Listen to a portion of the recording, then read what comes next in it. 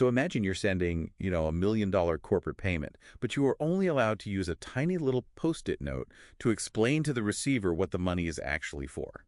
Right, which is just wild to think about today. Yeah, it's crazy. But for decades, that is exactly how the global financial system has operated.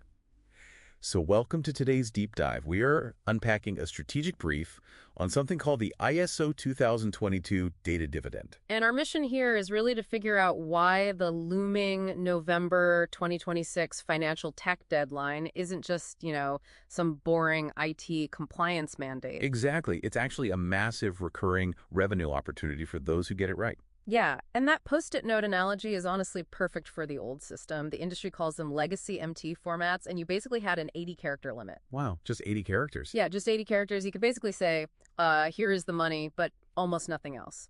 But now, the financial world is shifting to a new protocol called MX XML. Okay, so like a universal digital language? Exactly. It's being adopted by all the major clearing networks, so places like Fedwire and chips in the US, or SWIFT globally. Right, so we are essentially swapping that tiny Post-it note for what looks like, a smart package, like a machine-readable manifest that carries the money and things like full line item invoices. And legal entity identifiers directly attached to it. Yeah. And the sheer density of that smart package permanently alters the transaction architecture. In a good way, right? Oh, absolutely.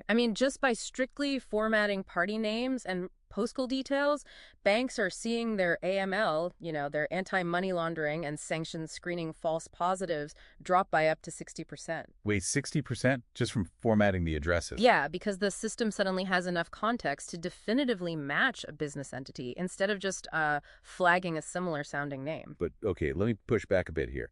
If this new structured data is so incredibly valuable to you as a bank and it drops false positives that dramatically, why is it causing cascading payment rejection? Well, that is the catch. Because building a highly structured data packet sounds great, but looking at the fallout in the brief, we are seeing massive operational friction. Right, and it comes down to the roads we are using to deliver those smart packages. Like, you've built this massive high-speed cargo truck full of rich data, but you're forcing it down a one-lane dirt road. The legacy systems. Exactly. The legacy banking mainframes have these incredibly strict latency constraints. They have to process things in milliseconds. So when they get this massive new XML payload, they just panic. They literally panic. They truncate the extended tags, chopping off the metadata just to make it fit so it turns into unusable silos, or they just reject the payment entirely. Okay, so that's the hardware side.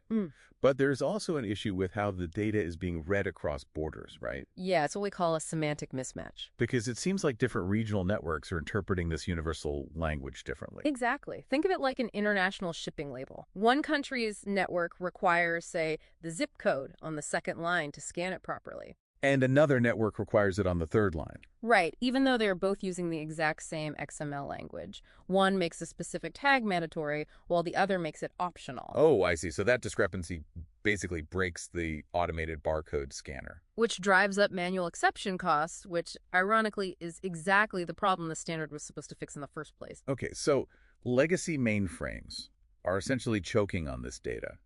If the traditional infrastructure is truncating or, destroying these smart packages in transit, how are the smartest financial leaders rescuing this information before it's lost?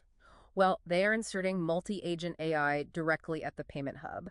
Instead of relying on the old mainframe to parse the data, they deploy autonomous software agents. The mechanism here in the brief is fascinating. It's not just one program running a simple check, is it? No, not at all. You have a swarm of specialized AI agents working simultaneously. So one agent might be looking exclusively for currency codes and routing instructions, while another agent instantly cross-references the attached supplier names against the client's corporate ERP ledgers, like SAP or Oracle. Exactly. They are piecing the puzzle together in real time. So the AI catches the package, reads the line item details, and automatically posts the reconciliation to the company's accounting software. And achieving over 98% straight-through processing while doing it.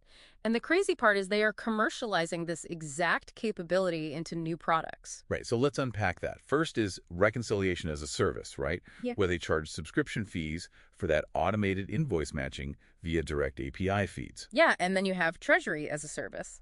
By applying machine learning to analyze the granular purpose codes inside the XML, banks can deliver real-time liquidity forecasting. Which lets corporate treasurers optimize their overnight accounts and reduce locked-up capital. Wait, so if you have the invoice data extracted and verified directly at the point of payment? Yeah. Couldn't you theoretically use that to instantly offer dynamic discounting to the supplier? Like saying, hey, we see your invoice is approved, want us to pay it out 30 days early for a fee. You literally just described embedded supply chain finance. That is the third major product here.